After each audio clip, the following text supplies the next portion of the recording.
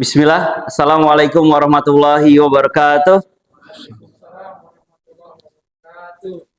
Alhamdulillah nahmaduhu wa nasta'inuhu wa nastaghfir. Amma ba'd. Rabbis shrah sadri wa yassir li amri wahlul 'uqdatam min lisani yafqahu qawli. Genua Community, bagaimana kabarnya? Kaifa halukum? Alhamdulillah, insyaallah kita semua sehat. Pada kesempatan kali ini kita kembali di acara podcast Genua Community yang pertama, perdana, spesial malam kali ini gue star Ustadz Muslim. Kaifa haluk Ustadz? Alhamdulillah. Alhamdulillah, Masya Allah. Beliau sudah jauh-jauh datang dari Margonda, Depok. Perjalanannya cukup jauh, cukup lama, dengan kemacetan Tambun yang sangat luar biasa. Berkunjung di planet Bekasi, Ustadz. Masya Allah. Kita pada malam yang berkah ini bisa berkumpul ya di Genua Generasi Ulul Albab. Apa sih itu Genua? Bisa kita lihat di tampilan layar ya. Genua itu ruang bertumbuh bagi pemuda yang nggak cuma mikir ya, tapi juga bergerak. Kami hadir untuk generasi yang ingin jadi pemikir strategis, pelaku perubahan, dan pembawa nilai Islam di tengah dunia yang penuh distraksi. Distraksi itu mulai rusak, yang sudah rusak. Dan di sini juga bisa kita lihat bukan hanya yang umurnya muda, tapi di sini juga wadah buat yang semangatnya muda. Ya, karena di antara pemuda-pemuda yang Masya Allah sangat luar biasa, ada juga yang semangatnya muda walaupun sudah beruban ini ya, sudah tumbuh uban di mana-mana. Cahaya surga ini sudah terlihat, Masya Allah. Kami berikan apresiasi yang sangat besar kepada para hadirin semua, khususnya terhadap Ustadz yang sudah datang jauh-jauh dari Margonda. Bukan sekedar komunitas, Genua adalah gerakan pemuda yang berpikir kritis, beraksi nyata, berlandaskan iman, serta intelektual. Terus, apa sih programnya? Kalau kita melihat di YouTube, bisa terlihat jelas ya. Banyak sekali programnya. Di sini kita masuk ke visi misi, mewujudkan generasi muda yang berpikir kritis, bertindak strategis, berdampak, ya, berlandaskan iman, serta intelektual. Ada banyak programnya, diantaranya yang kita sudah laksanakan, Ramadan Young Speech. Ya. Kemudian nanti juga adalah yang saat ini ya, Genua Talk, ngopi session. Nah, sebagaimana kopi yang sudah disajikan, nanti kita bincang-bincang santai saja, didampingi oleh Ustadz Muslim.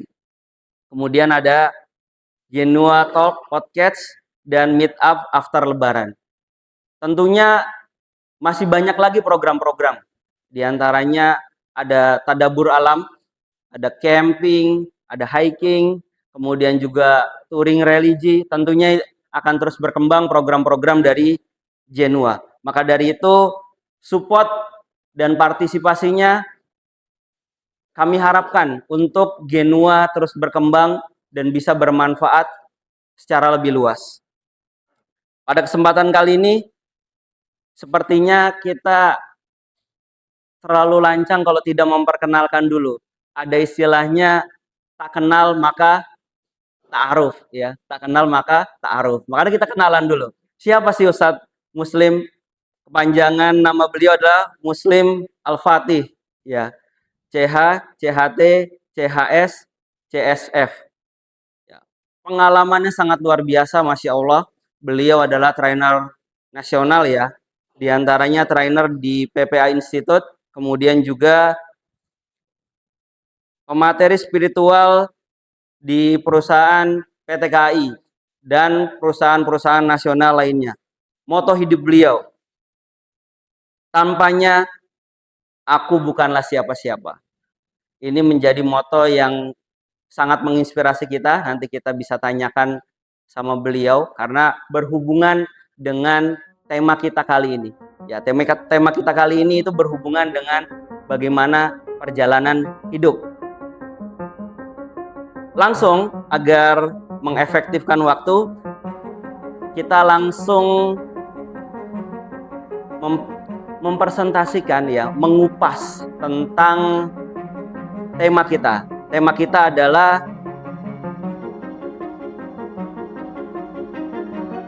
terkait anak muda ya, terkait anak muda. Tema kita ini sebagaimana di flyer yang sudah dibagikan. Di sini persimpangan ya antara hidup yang mungkin anak muda sekarang ini kehilangan arah versus dengan kehidupan atau arah yang bermakna. Seperti apa? Nanti kita banyak-banyak akan sharing dengan beliau dan ikhwan semua, antum semua, generasi muda semua bisa mempertanyakan ya, bisa menanya langsung. Kita berjalan aja secara santai, kita tanya ya, dari awal sampai akhir kita podcast isinya adalah pertanyaan-pertanyaan yang bisa kita tanyakan. Langsung Ustadz, mungkin di pertanyaan pertama ini agar memantik pertanyaan bagaimana sih perjalannya podcast ini, kalau disuruh mendeskripsikan Ustadz, kira-kira analogi yang tepat untuk kehidupan dari remaja itu seperti apa? Kan kalau kita lihat ada dua mungkin Ustadz ya, sebagaimana roller coaster ya. Kita kalau naik roller coaster bagaimana? Seru kan? Asik. Tapi di antara asik dan serunya itu banyak di antara kita yang sakit karena mual ya, ngeri juga, campur-campur. Kemudian juga ada yang memaknai hidup itu kayak pergi ke hutan, seru ya, berpetualang. Tapi kalau kita nggak punya arah, nggak punya kompas, itu kita akan nyasar Ustaz. Bagaimana menurut Ustaz? Silakan pertanyaan dari kita ini Ustaz. Ya, baik. Terima kasih jazakumullah khair pertanyaannya. Assalamualaikum warahmatullahi wabarakatuh. Waalaikumsalam warahmatullahi wabarakatuh. Saya doakan semoga yang menjawab salam dengan semangat hutang-hutangnya lunas. Amin. Semangat sekali aminnya ya. Amin. Sepertinya banyak yang punya hutang di sini. Terima kasih pertanyaannya yang begitu luar biasa. Menarik memang membahas tentang pemuda ya, fityatun. Karena ada satu ungkapan sababul yaum rijalul qad. Kalau kita ingin melihat masa depan bangsa, lihatlah pemuda hari ini sedang mengerjakan apa.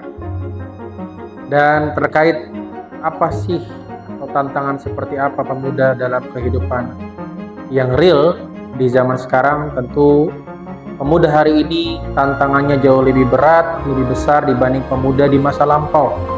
Dan saya lihat di sini ada yang pemuda tahun 2000-an dan pemuda tahun 80-an ya. Tapi ada gen X, ada gen milenial. Ya, kalau saya amati ini heterogen nih ya. Ada generasi milenial, zilenial dan kolonial. Tapi ternyata dalam pemahaman agama kita, pemuda bukan tentang usia, tapi pemuda tentang cita-cita. Siapa yang memiliki cita-cita besar, dialah sosok yang disebut dengan pemuda. Hanya wajar jika kemudian funding founder negara kita mengatakan, berikan aku 10 pemuda, maka aku akan goncangkan dunia. Dan pemuda yang dimaksud bukan tentang usia, tapi tentang cita-cita yang besar. Insya Allah. Dan dalam kehidupan, memang betul ya, saya sepakat dengan analogi yang cukup menarik. Pemuda itu usia di mana manusia punya banyak keinginan di waktu yang bersamaan, seperti orang yang sedang naik roller coaster. Ketika teman-teman melihat orang yang menaiki roller coaster, itu bisa melihat segalanya dalam waktu sekejap, itu tidak? Dan seringkali kalau kita nggak fokus, bukan mendapatkan keindahan, tapi justru mendapatkan rasa pusing. Makanya seringkali saya pernah naik roller coaster di masa waktu si SMP di Dufan, mungkin teman-teman juga tahu ya. Ternyata ketika kita menaiki roller coaster itu dalam waktu sekejap, kan cepat itu ya perjalanannya ya. dalam waktu sekejap berpindah dari satu tempat ke tempat yang lain. Dan ternyata kita nggak bisa ngelihat apa-apa, Pak. Walaupun roller coaster itu melewati taman, melewati bukit yang indah, melewati bunga-bunga yang indah, kita tidak akan menikmati itu. Kapan kita menikmatinya? Justru ketika kita duduk di kursi di taman yang ada di dekat roller coaster. Dan ternyata dalam kehidupan pemuda pun sama. Pemuda ini kebanyakan sedang merangkai cita-cita dengan semua arah. Jadi semua serba dicobain. Kadang-kadang membuat hidup menjenuhkan, membosankan, dan seringkali akhirnya tidak menemukan arah kehidupan. Lihat Bambang Pamungkas pengen jadi pemain bola, lihat Taufik Hidayat semesannya bagus pengen jadi pemain bulu tangkis, jadi serba pengen. Dan itulah yang membuat kita menarik membahas tema besar kita tentang bagaimana pemuda menemukan arah. Jadi pemuda adalah manusia yang sedang Allah berikan potensi besar sehingga banyak keinginan, namun yang paling penting dari semua keinginan itu mana yang sudah jelas jalannya. Allah alam bisawab. Benar banget Ustadz. Dan menurut Ustadz nih, keadaan ini seperti kelihatannya di medsos gitu ya, di status itu asik ya, bahagia, happy, fun aja. Kelihatannya itu biasa-biasa aja ya. Kemudian kira-kira apa sih gejalanya saat kalau pemuda itu kehilangan arah nih? Padahal itu ketika di medsosnya statusnya selalu bahagia. Apa saat yang menjadikan pemuda itu kehilangan arah? Menurut Ustadz bagaimana? Iya, seperti yang tadi saya sampaikan di awal ya. Sebenarnya pemuda itu potensinya besar, keinginannya banyak, namun seringkali mereka melaksanakan sesuatu bukan karena itu tujuannya, tapi karena KB, mengikuti yang sedang ramai. FOMO ya? Ya, istilah FOMO anak sekarang ya? itu fear of missing out, takut ketinggalan apa yang sedang jadi tren. Itulah kenapa sebelum ada istilah FOMO, Nabi sudah mengatakan kelak di akhir zaman kaum muslimin banyak jumlahnya, bahkan bisa jadi mayoritas, tapi kagusa seperti buih di lautan. Dan buih di lautan itu terombang-ambing sesuai arah ombak. Nah, ini yang kemudian menjadi penting bagi anak-anak muda, jangan sampai kita melaksanakan sesuatu bukan karena itu tujuan kita, tapi karena yang lain juga ngerjain itu. Siap. Ini jadi pembahasan yang menarik akhirnya.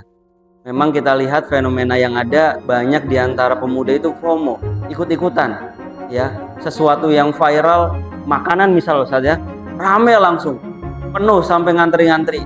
Di Tambun ada salah satu bakso viral, mungkin ada bakso yang di sana, yang di bakso lobster dulu Ustaz. Mungkin masih ingat ya, itu sampai panjang. Setahun kemudian bangkrut Ustaz. Begitu pula yang dekat sini, yang dekat lapangan kecamatan mana? Sini yang belakang sini, itu kan sampai viral, penuh di mana-mana. Tapi sekarang bagaimana? Kosong. Ya. Harapannya pemuda juga jangan seperti itu. Kelihatan ngikutin sana sini tapi tidak mendapatkan makna dari apa yang dia lakukan Ustaz ya. Nah, menarik Ustaz. Di titik ini ada persimpangan nih, membongkar akar masalahnya. Masuk ke inti masalah dan membedah apa yang membuat pemuda memilih jalan yang salah atau yang benar. Bagaimana Ustaz? Banyak anak muda yang sekarang berlindung di balik kata YOLO. YOLO itu you only live once. Bahasanya ingin bebas, ingin melakukan apa aja. Ya. Hidup gua. Padahal kan mungkin kalau kita bermasyarakat, kita hidup itu ada aturan norma yang mengikatnya tentunya, Bos. Tidak bisa asal-asalan gitu, Pak Ustadz. Kira-kira menurut pandangan Ustadz seperti apa, Bos? Mulai masuk ke inti pembahasan teman-teman. Jadi saya ingin pertemuan kita betul-betul menjadi pertemuan yang membawa kemanfaatan ya. Jadi istilah YOLO mungkin sebagian teman-teman nggak ngerti juga YOLO apa ya. YOLO itu istilah yang sedang ramai di tongkrongan anak muda, ya, yang mana itu menjadi tameng untuk hidup bebas sebebas-bebasnya. My life is on, hidupku milikku, jadi nggak ada yang berhak ngatur. Padahal secara hukum teman-teman, tidak disebut kebebasan jika tidak ada aturan. Karena ternyata kebahagiaan itu justru kita rasakan kalau ada batasan. Sesuatu yang too much, sesuatu yang kebanyakan akan menghilangkan kenikmatan. For example, contoh. Teman-teman, kalau makan durian cuma satu, enak gak? Enak. Enak. Tapi kalau duriannya 100 biji, Blenger. nah belenger. Bisa. Jadi ternyata bebas bablas itu justru membuat orang kehilangan makna. Itulah kenapa yuk bareng-bareng kita pelajari lebih dalam. Apakah Islam melarang kita mengikuti yang sedang tren? Jawabannya enggak. Bahkan dalam kaidah fikih, salah satu yang harus kita pelajari adalah al-'adatu mahkumat. Kebiasaan hidup manusia di sekitar kita itu bisa jadi landasan hukum. Sebegitunya Islam memperhatikan apa yang lagi tren. Jadi Islam tidak anti tren. Islam mengatur tren sesuai dengan apa yang Allah inginkan. Maka, izin Kak agak lebih panjang. Saya ingin menjelaskan satu hal, karena waktu kita juga nggak banyak. Bagaimana sih cara mengaplikasikan firman Allah alladzi khalaqal mauta wal hayata liyabluwakum ayyukum ahsanu amala. Kita hidup punya misi besar. Seperti disampaikan di surat Al-Dzariyat, wa ma khalaqtul jinna wal insa illa liya'budun. Allah tidak menciptakan kita untuk sekedar diciptakan, tapi Allah ciptakan kita untuk misi besar, yaitu ibadah. Dan ibadah itu bukan sekedar ritualitas sholat. Kalau cuma sholat, Nabi nggak usah hijrah dari Mekah ke Madinah. Kalau cuma sholat, puasa, Nabi tidak akan pernah diusir dari Mekah. Orang Mekah tidak pernah mempermasalahkan sholatnya Nabi Muhammad.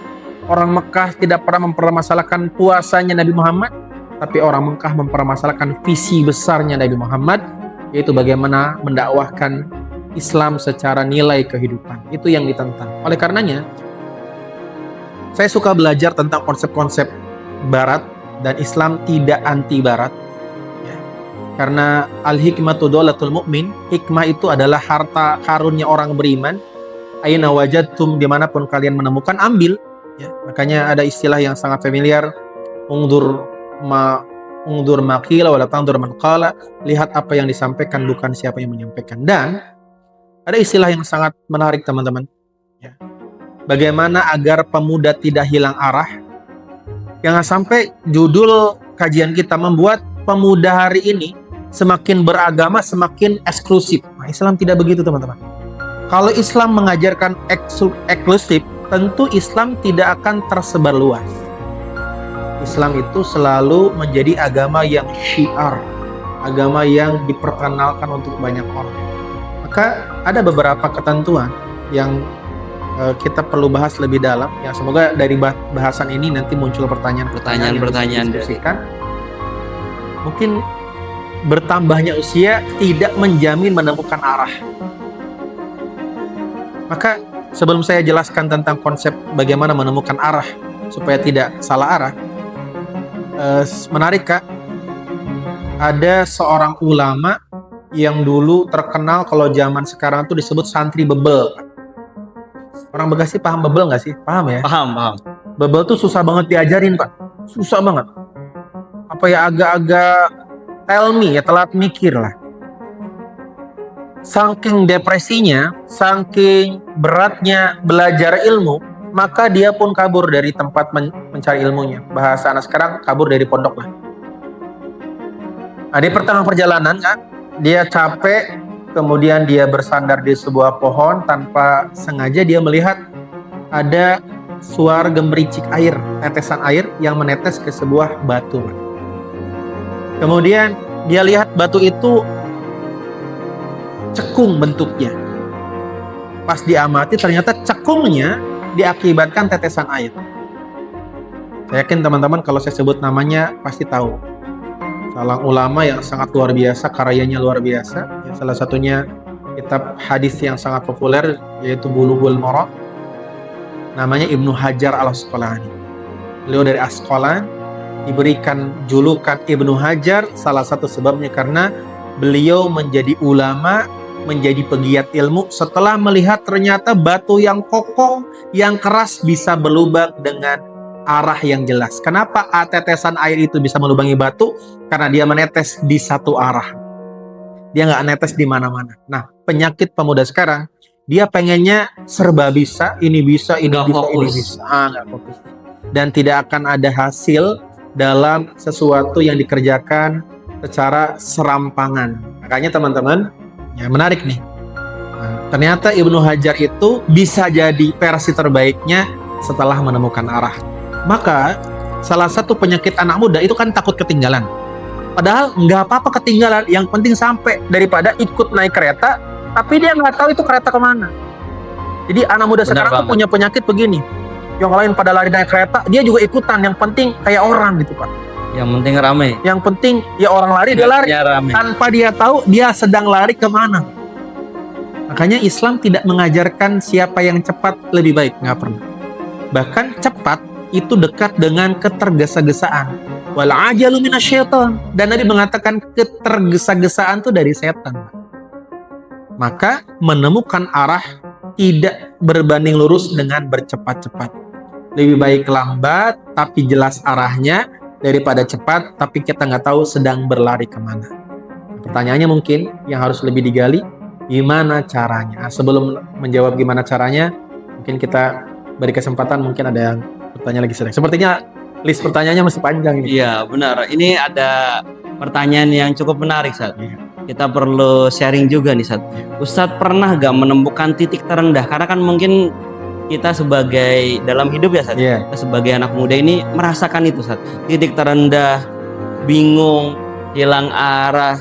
Nah, titik poinnya di turning point, titik balik yang membuat Ustadz pernah sadar kalau ini sudah hilang arah itu gimana, Sat? Sharingnya, Sat. Mungkin Iya. pernah mengalami atau punya pengalaman yang menarik tentang hal ini, Sat.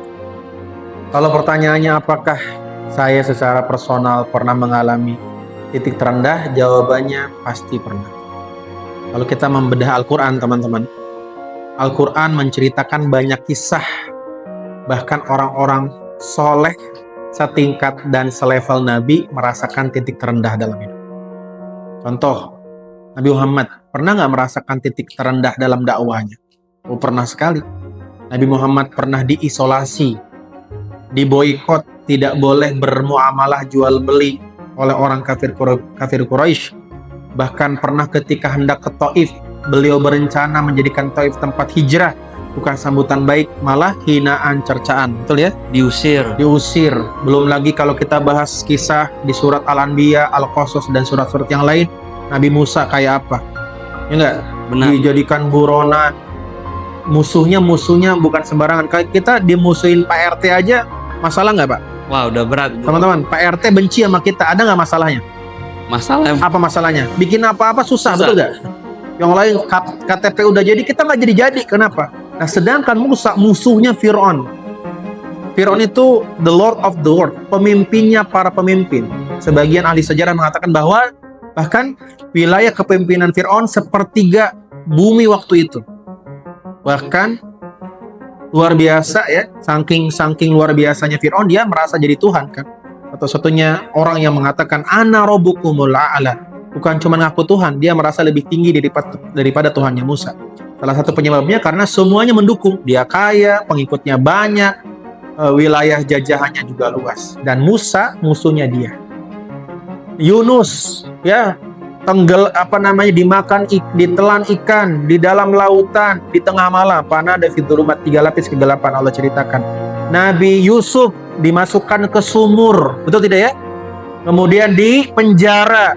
Maryam difitnah sebagai pezina. Semua kesimpulannya satu, orang beriman harus mengalami titik terendah dalam hidupnya. Maka sunnatullahnya orang beriman pasti pernah merasakan pahit getirnya kehidupan. Dan itu sejalan dengan sabda Nabi, innallaha idza ahabba qauman ibtalahum. Ciri Allah mencintai seseorang, Allah akan buat hidupnya di titik paling rendah.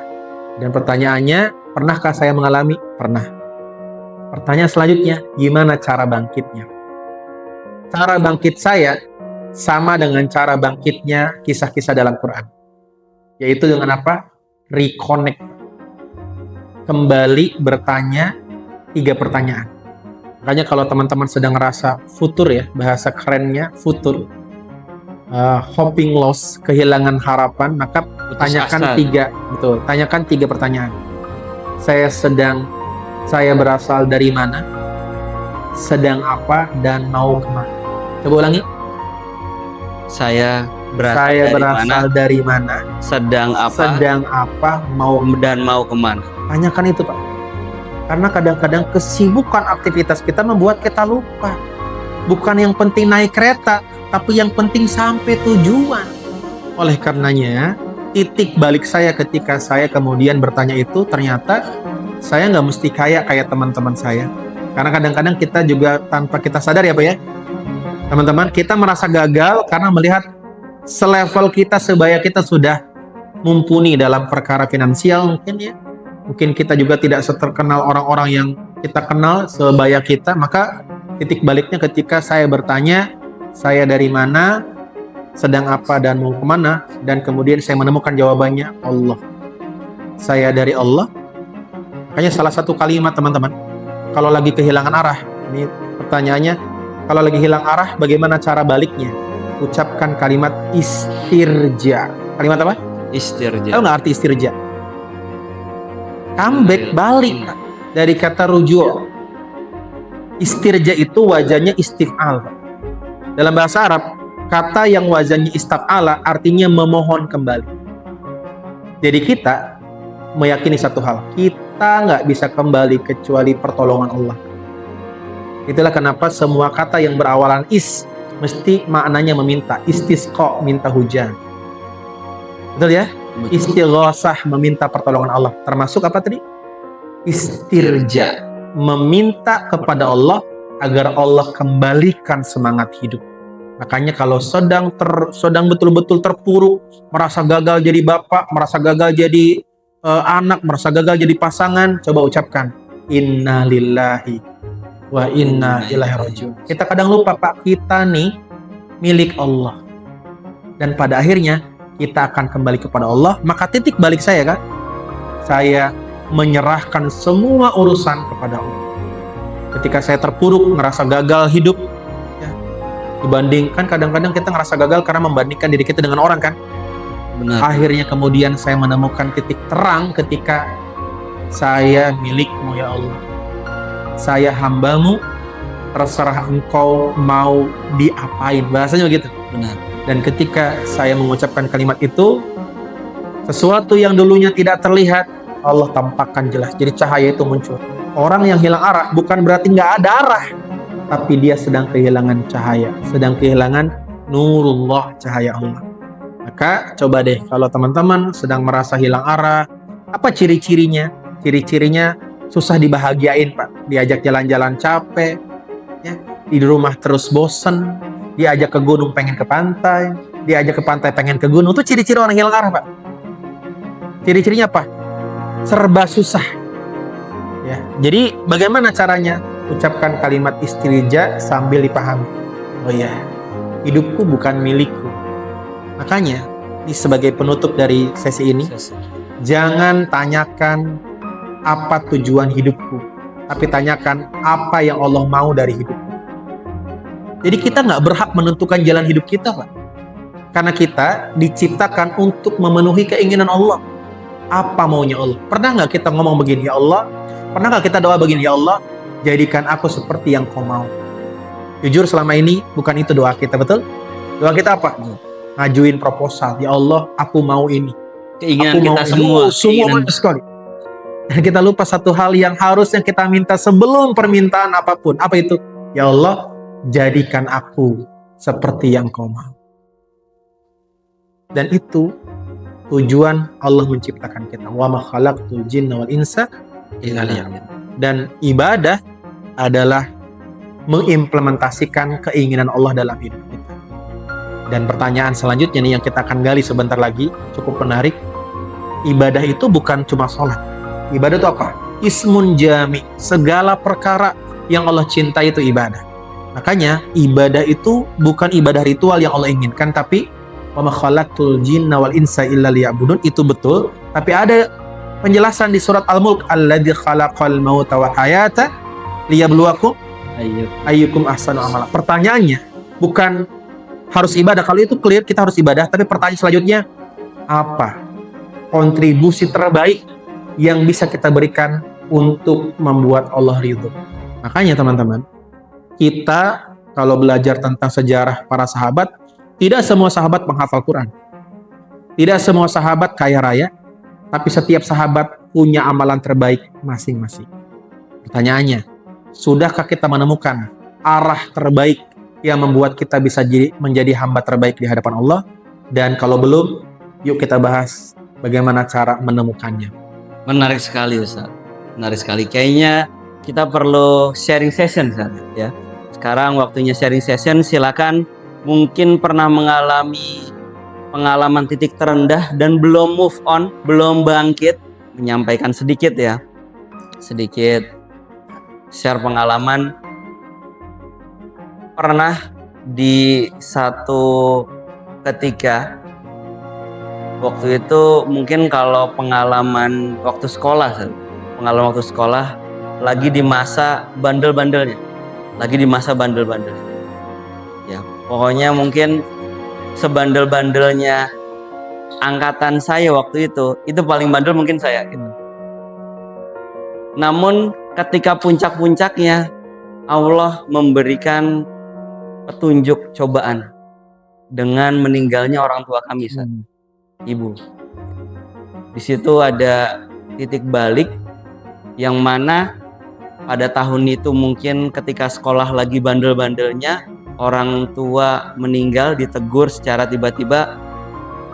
Ketika itu saya merenung dan mungkin banyak cobaan juga untuk meninggalkan circle yang bermasalah itu. Circle, karena kan bandel itu biasanya bukan sendirian ya, bandel itu bareng-bareng, bergerombolan gitu. Bahkan sampai dikalungin linggis, Ustaz. Sampai dikalungin linggis. Itu titik apa ya? Titik cobaan yang di situ kita dicoba lagi. Apakah kembali ke circle apa menjauh?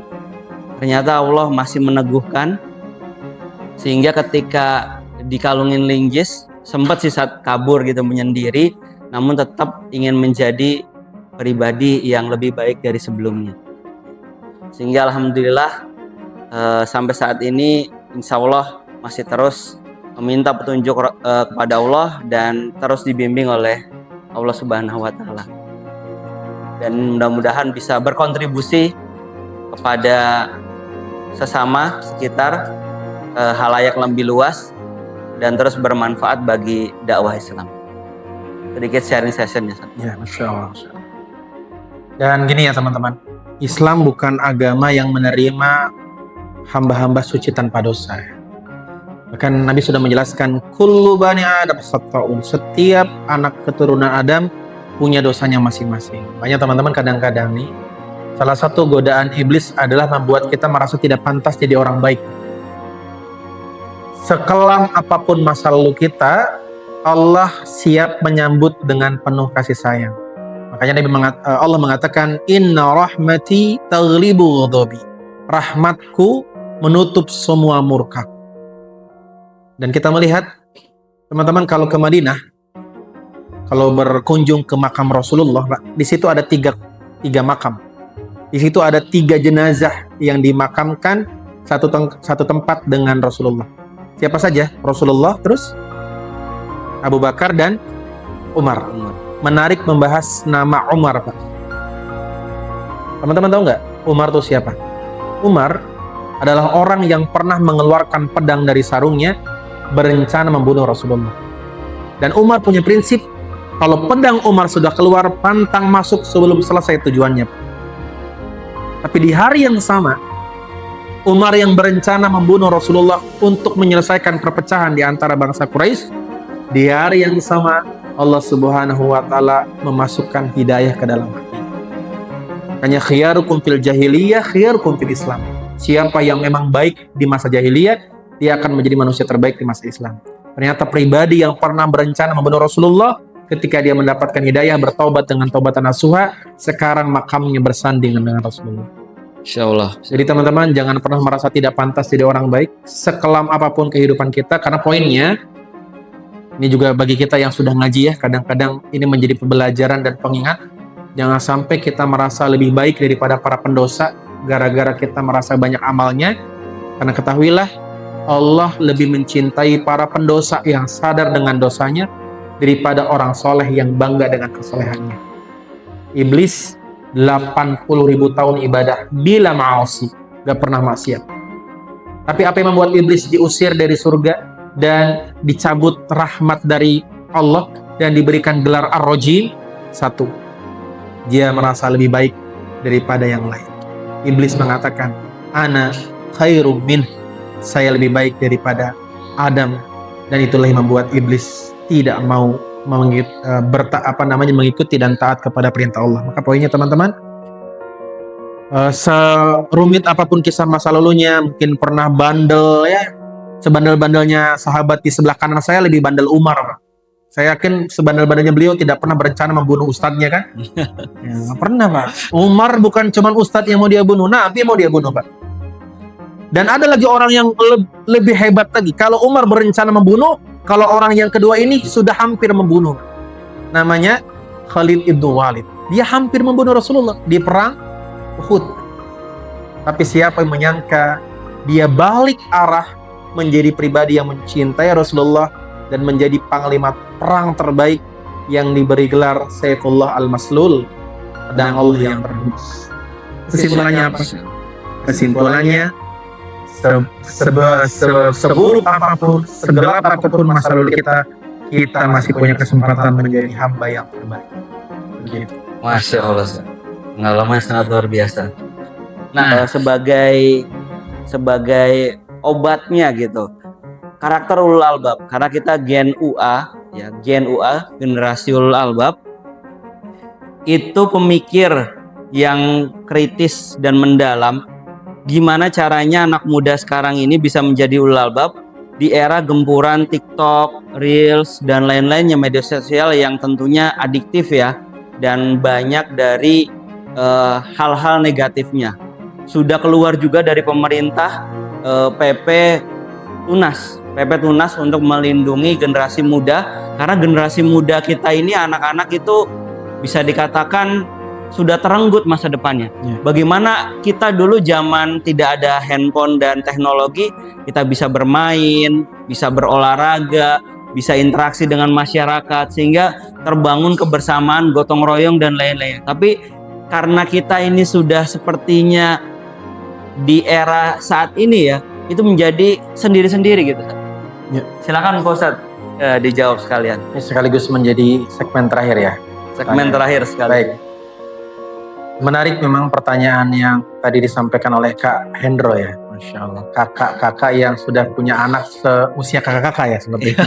Benar sekali. Jadi teman-teman, mungkin pertanyaannya boleh saya simplifikasi ya. Bagaimana cara menjaga generasi kita dari kecanggihan teknologi tapi tidak berdampak negatif, baik game, pornografi, terlalu banyak scroll sosial media dan lain-lain. Teman-teman, kalau pertanyaannya bagaimana caranya merubah anak yang main game terus ke menjadi anak yang lebih baik, jawabannya there is no way.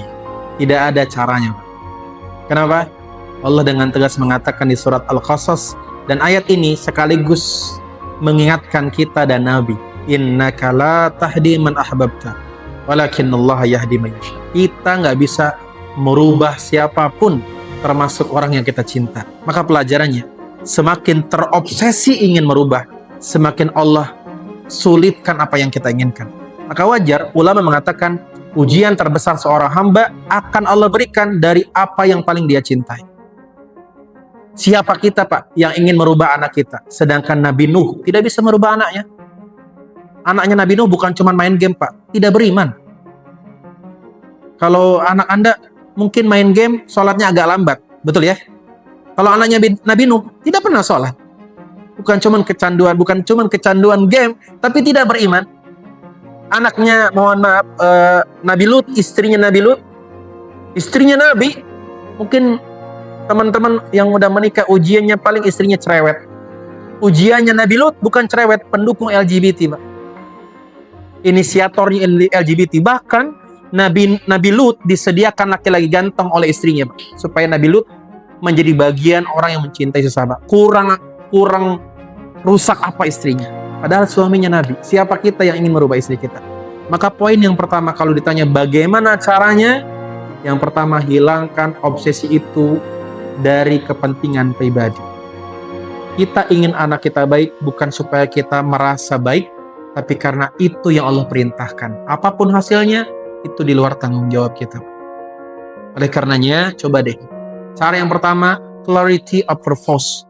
Bersihkan niatmu, Pak. Jangan-jangan kalian ingin anak-anaknya hafal Quran, bukan supaya Allah ridho, supaya kita bangga jadi orang tuanya. Jangan-jangan teman-teman nih merasa gelisah anaknya main game, bukan karena Allah nggak ridho, tapi karena kita malu sama orang-orang anak kita main game terus.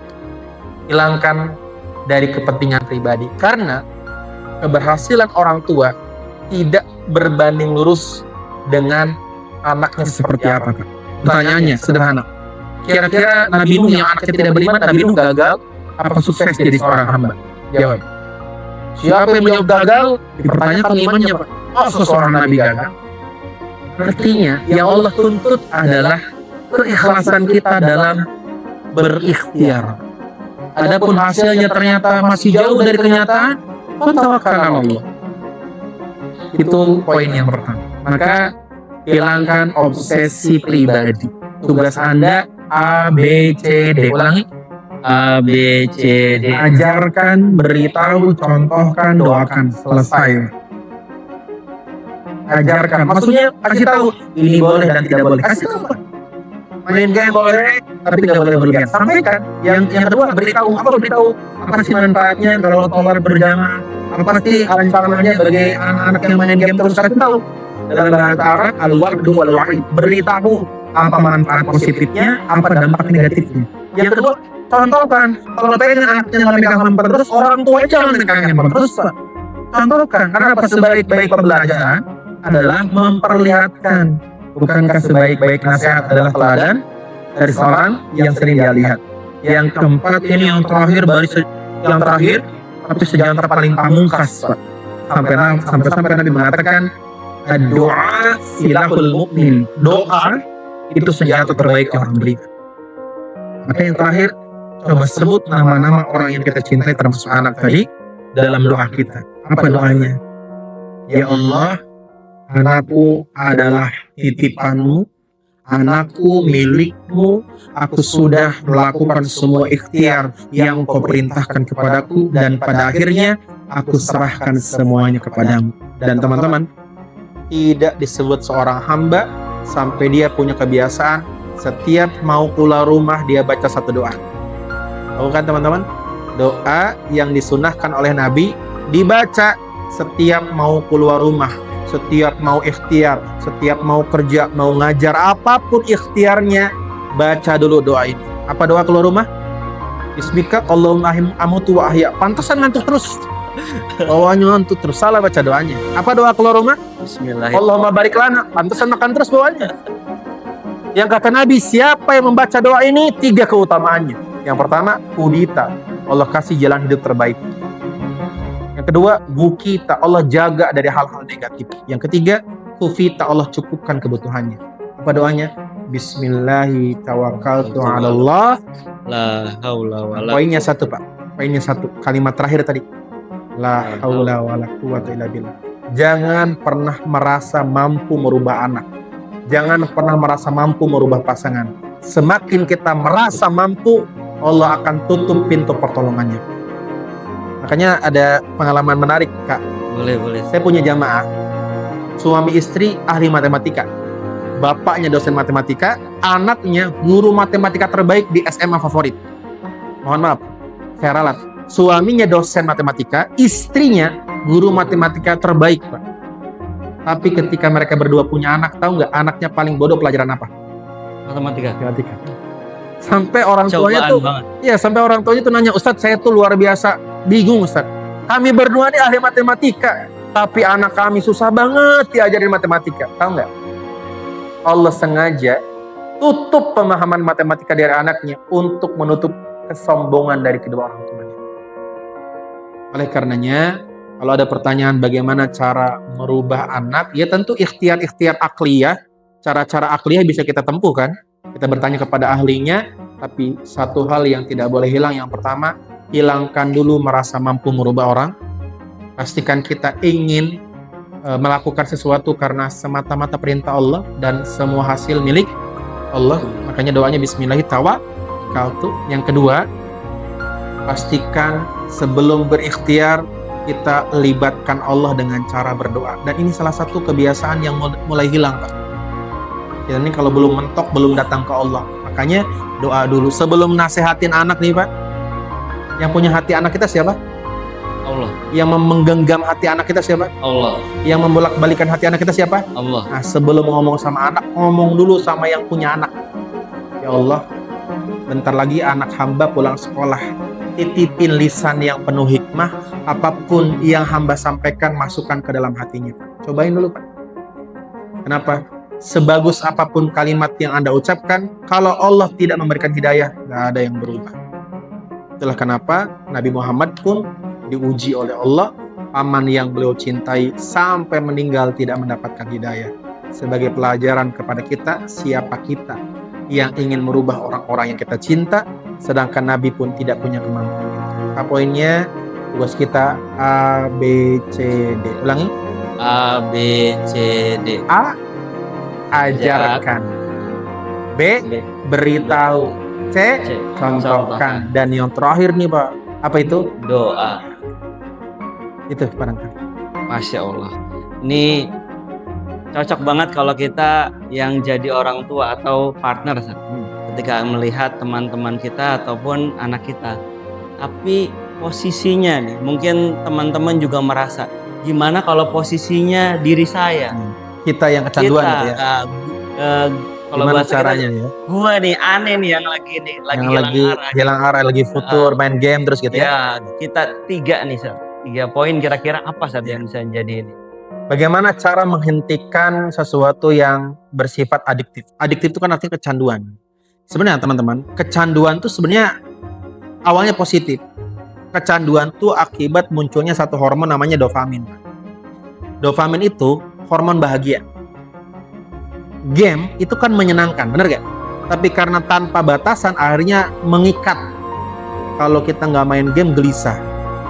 Maka kalau kita membahas bagaimana langkah awal menghentikan sesuatu yang bersifat adiktif, yaitu lakukan hal yang menyenangkan di luar sesuatu yang sedang menjadi kecanduan. Jadi kita nggak bisa, mohon maaf ya, mengalihkan anak yang kecanduan main game suruh ngafalin Quran. Terlalu jauh gapnya, Pak. Kan teman-teman kadang-kadang ya, kamu tuh ngapain sih main game terus mbok yang ngafalin Quran? Ya jauh banget, Pak. Harus sama yang menyenangkan juga. Nah, maka cari sesuatu yang dia senang, yang lebih positif dari main game. Karena dia kan kecanduan dopamin namanya, Pak. Kecanduan hal yang menyenangkan. Dan semua yang menyenangkan, jika itu aja, pasti jadi buruk kan? Nah, main bola bagus, tapi main bola terus jadi buruk. Maka fasilitasi dia untuk mendapatkan hormon dopamin, sesuatu yang dia senangi dari aktivitas yang lain. Contoh nih, Kak Hendro punya anak, main game mulu, senang banget main bola. Kalau senangannya MU misalnya, Pak. Maka ya Allah, kamu tuh main game terus, coba. Daripada main pakai tangan, yuk main bola. Aja ke lapangan, Pak. Jadi jangan langsung ngafalin Quran dulu, Pak. Karena dakwah Islam tidak seperti itu. Ingat gak ayat yang mengharamkan khomer, Pak? Tahu gak kenapa khomer itu? Khomer itu sama kayak game untuk anak muda sekarang. Khomer itu sudah jadi sesuatu yang bersifat kecanduan bagi ahlul Madinah, Pak. Kenapa? Di kita kan gak butuh ya khomer. Kan khomer itu kan sifatnya menghangatkan badan, Pak. Di Madinah kalau musim dinginnya ngeri, Pak. Teman-teman yang pernah umroh di bulan Berber, September, November, Desember, itu dinginnya, Pak. Saya pernah ke Turki. Di Turki ada salju, di Madinah nggak ada salju. Tapi dinginnya Madinah lebih dingin daripada negara yang bersalju. Nusuk tulang dinginnya. Dan khomer itu mendinginkan badan. Makanya ketika Allah ingin menghentikan kecanduan khomer, nggak langsung suruh ngapalin Quran, Pak. Allah bilang apa? Ya udah boleh deh mabok, tapi ya jangan banyak-banyak gitu dulu, Pak. Khomer itu ada manfaatnya, tapi ada mudaratnya. Bener gak? Bener. Iya. Gitu dulu kan ayat pertamanya kan. Yang kedua turun lagi, boleh deh mabok-mabokan, tapi jangan deket-deket waktu sholat. Wala taqrabus shalah wa antum sukara. Jangan sholat kalau lagi mabok. Makanya ketika turun ayat kedua, orang Madinah tuh maboknya jauh-jauh dari waktu sholat. Masih mabok, Pak. Tapi jauh-jauh dari waktu sholat. Duhur jam 12, maboknya jam 7, Pak. Masih mabok. Baru kemudian Allah mengatakan, khomer itu najis, sesuatu yang tidak baik. Baru Allah aja ngerubah kita pelan-pelan, Pak.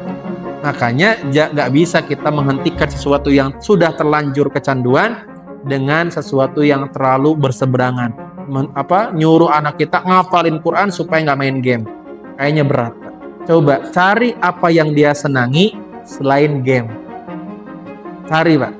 Misalnya dia senang mancing, boleh nggak? Dalam Islam boleh nggak mancing? Ya nggak boleh mancing keributan, Pak. Jadi itu mungkin cara yang paling rasional, masuk akal, yaitu dalam bahasa agama namanya mutadarrij, bertahap dalam menyampaikan dakwah. Dan ini juga menjadi penting bahwa Islam itu bukan agama yang saklek ya. Islam itu agama yang sangat open-minded, terbuka, bahkan Nabi Muhammad sangat sering menerima saran-saran para sahabat Nabi. Maka teman-teman, di zaman sekarang tuh beda dengan zaman kita dulu, Pak. Anak sekarang sholat 5 waktu tuh udah hebat banget, Pak. Makanya kita jangan terlalu punya ekspektasi yang tinggi banget, Pak. Ya, makanya kan agama kita mengatakan apa? Nabi Muhammad pernah mengatakan siapa yang bersaksi Allah Tuhannya, benar gak, Pak? Nabi bersaksi Nabi Muhammad sebagai nabinya dan istiqomah masuk surga. Gak muluk-muluk, Pak. Kadang-kadang kita terlalu muluk. Pengen punya anak tuh kayak malaikat, gak ada jelek-jeleknya, Pak. Iya. Pengennya penghafal Quran, sukses dunia akhirat, gitu ya. Nah, di sisi lain itu nggak salah, tapi terlalu berlebihan menuntut anak membuat dia benci agama. Akhirnya dia membenci aktivitas menghafal Quran. Dan ini menjadi fakta yang tidak bisa dibantah. Banyak alumni pondok pesantren setelah dia hidupnya mandiri, Pak, dia lepas semua kebiasaan agamanya karena dia merasa udah nggak bisa diatur orang tuanya. Jangan sampai Islam menjadi menyeramkan gara-gara salah cara dakwah. Hanya teman-teman yang punya anak sering main game, kecanduan pornografi, sebenarnya mereka sedang butuh bahagia. Dan nonton pornografi, main game, itu hormon bahagianya muncul, Pak, namanya dopamin. Berarti yang salah bukan dopaminnya, tapi sumber dopaminnya kan. Maka ganti sumber yang lain. Cari sesuatu yang dia seneng tapi nggak maksiat dan bukan aktivitas main game. Banyak, Pak. Makanya salah satu hal yang paling sederhana, ajak dia beraktivitas yang ngeluarin keringat, Pak, yang dia seneng. Salah satunya apa? Ajakin dia main bola. Bapak-bapaknya juga sih malas, mager kan. Makanya kadang-kadang anak kita tuh kan ada istilah apa? Buah tidak jauh dari pohonnya. Kadang-kadang kita benci banget lihat anak main handphone terus. Nah, kitanya aja begitu depan anak. Lah beda, Ustadz, saya kan kerja. Lah anak mah gak mikir situ kerja apa enggak, Pak. Anak lihatnya situ main handphone, ya kami juga main handphone. Makanya kalau bisa, ya kalaulah memang handphone itu menjadi sesuatu yang penting, jangan sering-sering nampak depan anak kita main handphone.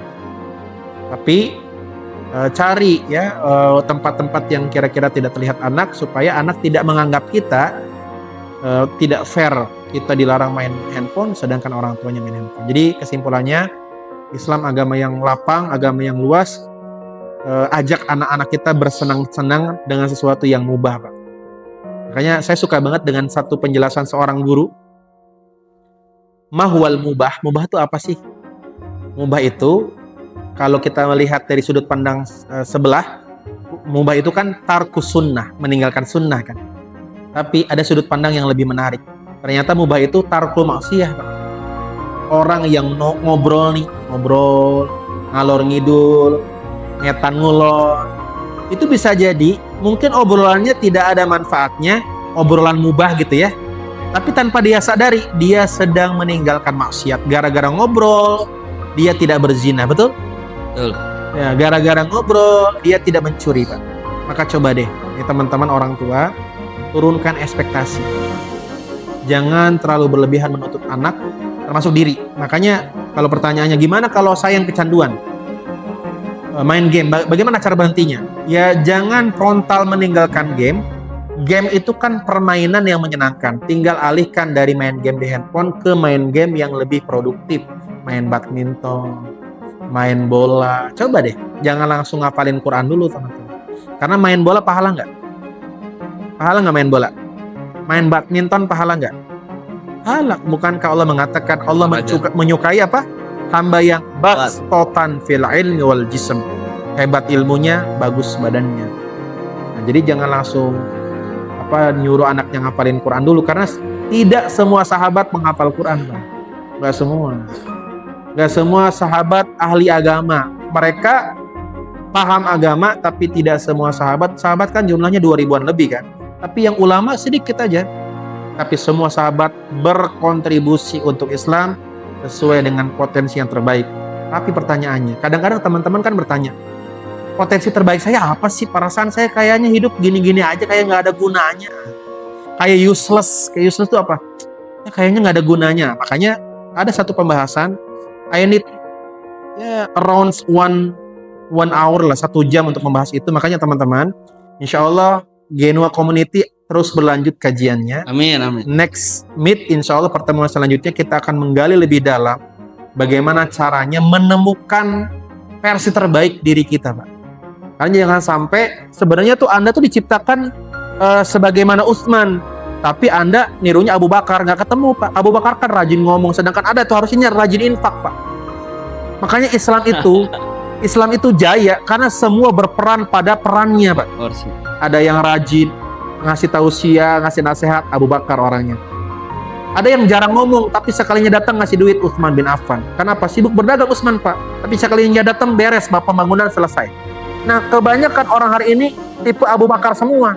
Senangnya rapat aja, ngomong, usul. Tapi giliran pengumpulan dana, giliran pengumpulan dana nggak ada yang mau nyumbang, Pak. Makanya Islam itu jaya ketika kita tahu Allah tuh memberikan titipan terbaik buat kita tuh apa, Pak? Gak semuanya harus jadi Abu Bakar, jadi Ali. Ada juga yang harus jadi Utsman.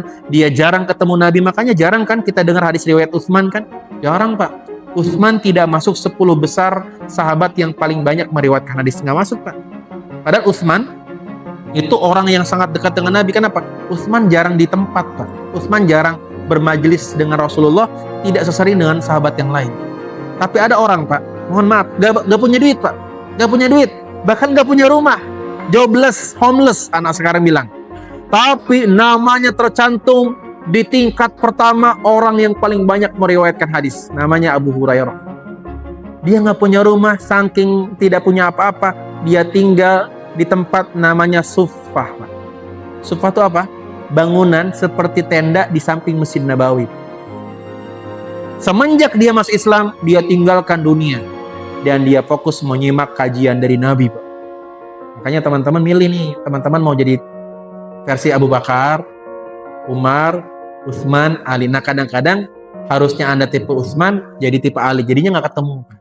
Nah, bagaimana cara menemukan itu? Salah satunya, saya kasih satu aja ya. Ada 5 cara. Tapi saya kasih satu sebagai ya icip-icip lah. Namanya icip-icip kan sedikit aja, Pak ya. Tester. Nah, tester. Kalau kebanyakan kan enak juga. Yaitu dengan mengamalkan Ali Imran 191. Menjawab pertanyaan Akhil Karim tentang ulul albab. Jadi kalau kita ingin menemukan versi terbaik harus apa? Alladzina yadhkurunallah. Sering-sering bertanya, apa yang Allah mau dari diri saya? Ini pertanyaan penting nih, Pak. Pertanyaan yang mungkin jarang kita tanyain ya. Selama ini yang kita sebut-sebut di hadapan Allah, Pak, ya Allah, aku maunya ini. Bener gak? Ya Allah, jadikan anakku begini, jadikan istriku begini. Banyak kali kita mintanya, Pak. Tapi kita lupa, pernahkah kita berkata, ya Allah, apa yang kau mau dari hidupku? Karena bukankah hidup orang beriman bukan tentang merealisasikan apa yang dia inginkan, tapi merealisasikan apa yang Allah inginkan dari hidupnya. Yaitu orang yang terus berpikir apa yang Allah mau. Dia duduk, dia ngomong, kira-kira kalau saya duduk begini Allah ridho nggak? Dia berbaring. Kalau saya berbaring begini, Allah ridho nggak Pak? Dia lari, kira-kira kalau saya lari, Allah ridho nggak Pak? Makanya, menjawab pertanyaan Akhil Karim, bagaimana caranya supaya tidak YOLO, tidak FOMO? Ada satu kalimat indah banget. Ini sebagai closing statement saya, karena cukup panjang perjalanan pulang saya Pak, 2 jam saya dari sini. Ini kalimat diucapkan oleh Nabi pasca Nabi dihina, dicerca, dizolimi di Taif. Nabi datang dari Mekah ke Taif untuk berdakwah supaya Taif jadi tempat hijrah. Ternyata Nabi Muhammad dihina, dicerca, disakiti. Dan ketika Nabi berlumuran darah akibat dizolimi, Nabi Muhammad mengucapkan satu kalimat. Ini kalimat keren banget, kalimat bagus banget, kalimatnya begini. Illam yakun alayya ghadabun fala ubali. Selagi Tuhan tidak murka kepadaku, aku nggak peduli apa yang terjadi.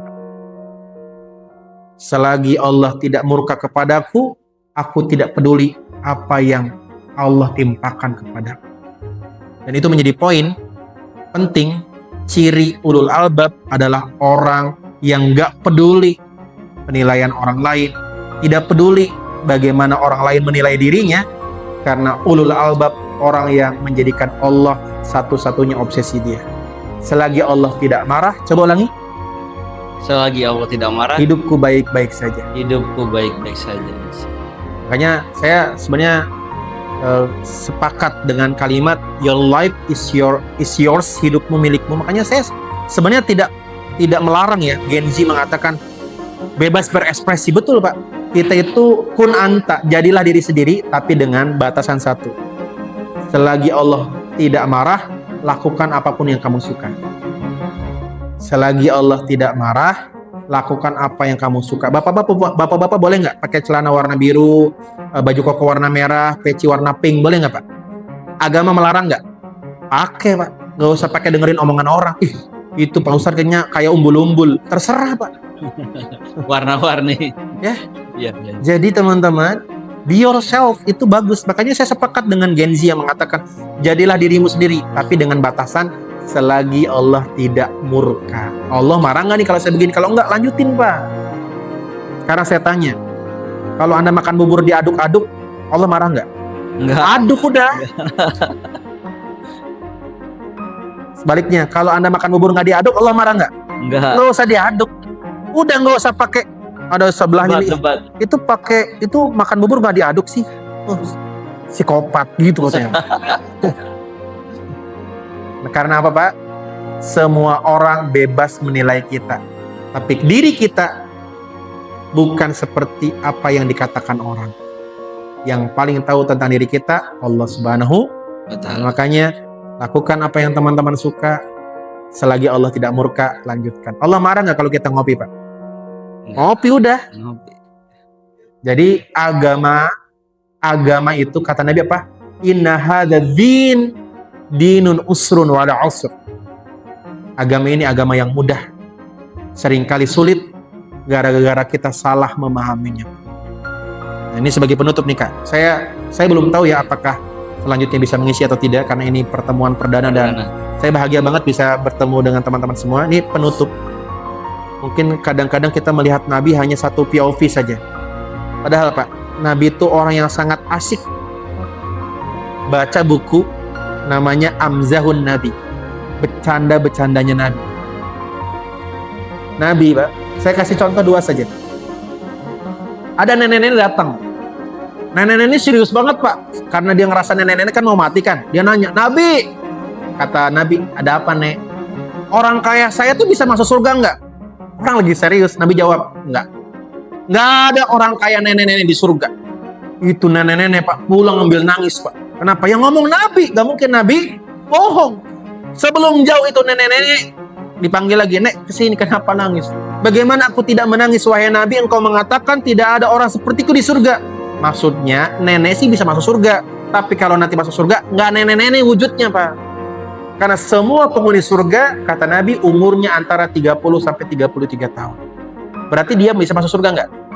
Bisa, tapi nggak nenek-nenek maksudnya Pak.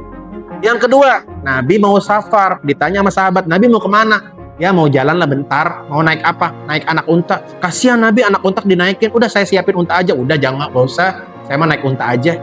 Pas Nabi keluar, ontanya gede Pak. Sahabat protes, katanya naik onta Nabi, ini gede banget. Ketahuilah setiap onta anak dari onta. Mau gedenya kayak apa, kan dia anak onta, Pak. Yang ketiga nih yang paling lucu, Pak.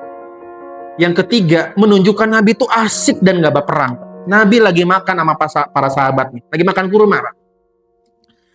Para sahabat lagi makan bersama Nabi, itu menunjukkan Nabi itu tidak menjaga batasan. Nabi itu bisa jadi sahabat makan bareng. Pas lagi makan, Nabi izin ke belakang, qadaul hajah. Kan jauh tuh ya, ke belakang menghindari pandangan manusia. Ada sahabat iseng, kan kalau makan kurma kan ada bijinya. Biji-biji yang dia makan, biji-biji bekas dia makan kurma dipindahin ke tempat duduknya Nabi. Biar kelihatan Nabi makan kurmanya banyak. Pindahin semua, Pak. Nabi datang. Sahabatnya ngomong, Nabi, doyan apa lapar? Bahasa mudanya gitu ya. Doyan apa lapar? Kenapa? Itu makan kurma bijinya banyak banget. Itu kalau nabinya kayak orang Bekasi, aku bersabda. Begitu jawabannya. Tapi karena Nabi orang asik, apa kata Nabi? Yang lapar, lu kali. Kenapa? Makan kurma nggak ada bijinya. Dan itu menunjukkan pribadi Nabi itu, Pak, bisa jadi bapak, teman, ayah, sahabat. Makanya teman-teman, salah satu wadah untuk belajar Islam dari sudut pandang yang berbeda, Genoa Community. Insya Allah, teman-teman yang ingin menggali Islam jauh lebih dalam dari sisi Nabi yang berbeda.